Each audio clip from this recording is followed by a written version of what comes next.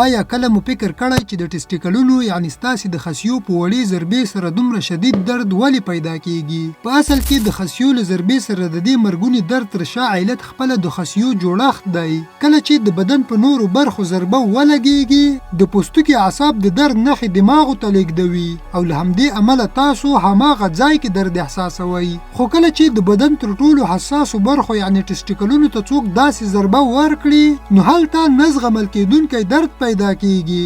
یعنی د بدن نور ډیر غړي ځکه لږ درد احساسوي چې له هډوکو او عضلاتو څخه جوړ دي چې د ضربې اغیز تر یو حده په ځان کې جذبوي. خو ټسټیکلونه چې د بدن نه بهر د هډوکو او عضلو له ملاتړ پرته آزادې ځوړند وي نو کله چې پرې ضربه ولګیږي د بدن تر ټولو ډیر نږدې 4000 اعصاب او عصبي حجرې د ضربې اغیز جذبوي او بیا په یو وخت کې د ډیر زیات درد سیګنالونه دماغو ته لیږي. نو تاسو ته شدید درد احساسيږي او په سترګو مو توره تیاره خپرېږي.